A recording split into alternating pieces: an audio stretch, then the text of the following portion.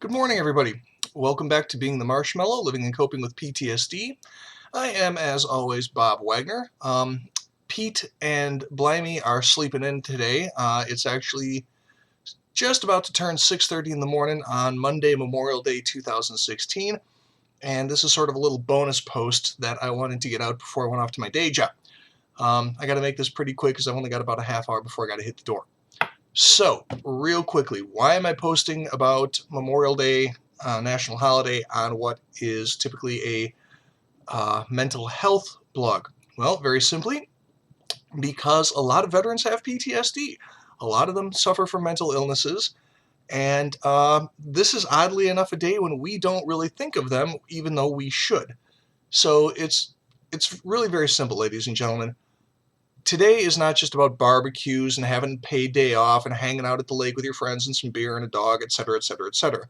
This is specifically a day in which we as a nation are supposed to remember the men and women who served in our armed forces, the people who gave their lives and died, in some godforsaken hellhole for whatever cause, either because a politician wanted to look good or for something more legitimate, like, for instance, World War II. Okay, the bottom line is dead is dead, and it doesn't matter why you died. And today is the day when we remember those people who gave up, frankly, the ultimate. I hate to use the phrase because it's so cliche, but it's true. They made the ultimate sacrifice for this country. We are not a nation of slaves.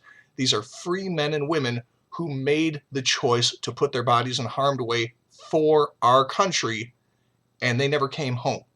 And in some cases, all they've got, if they're lucky, is some anonymous marker in a field of thousands of others.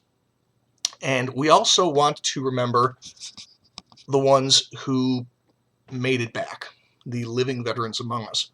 We want to remember that these people walk among us every single day. They are the guy in our office whose cubicle is decorated in fly fishing photos. They are our teacher, our kids' science teacher. They are the nice neighbor lady who always takes her kid in a stroller and her golden retriever on a run in the morning, and we always see her and we say hi. For all we know, she's got a set of jump wings and a service record. For the record, I myself am a lifetime civilian. I have never taken the oath. I have never put on a uniform. I have never stood a post. But I have vast respect for our veterans. I've talked about several of my friends. My buddy Dave, Coach Dave, he's an alpha grade warrior. He is one of the guys they talk about when they talk about legit badasses. He's a veteran, and he's also he's one of the people that I kind of do these videos for, because while he has got his issues probably better under control than I do, he's a great example of a warm, wonderful, genuine, very human man who, yeah, he didn't quite come all the way back, and he admits it, and he's not ashamed of it. And there's a lot of them out there. Okay, there are people out there who, they saw things, they experienced things that I don't personally believe the human psyche is supposed to be able to go through and just be, okay, fine, everything's fine. You're not supposed to go through the experience of driving along one day and a bomb goes off, and the next thing you know, you spend the next 6 hours collecting body parts that used to be your friends. Okay, the human brain is not supposed to be okay with that. And so today is the day in which we remember these people. Today is the day in which we should, if we wish to call ourselves decent Americans, I believe, take a minute and just say thank you. Okay, it doesn't have to be anything big, anything elaborate. You don't have to knock on a veteran's door with a case of 12-year-old whiskey, though I'm sure you wouldn't object. It could be something as simple as going to your neighbor who you know is served and said, "Hey, man, look, I don't pretend to know what you went through over there, but I'm grateful that you did it. Thank you. Would you like to come over and have a hamburger and a beer with me?" That's all it's got to be, man. It's 2 words. Thank you. It ain't complex. And as somebody who has gone out of his way on multiple occasions to thank men and women past and present who either are currently serving or have served in the past, they appreciate it. You know, a simple, hey, I appreciate your service, and a shake of the hand, and it makes their whole day.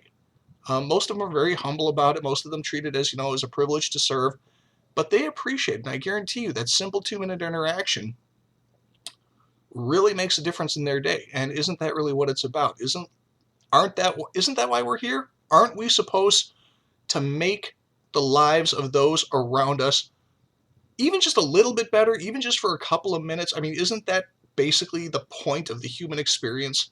To end the day having left the world a better place than it was when you woke up? I think it is.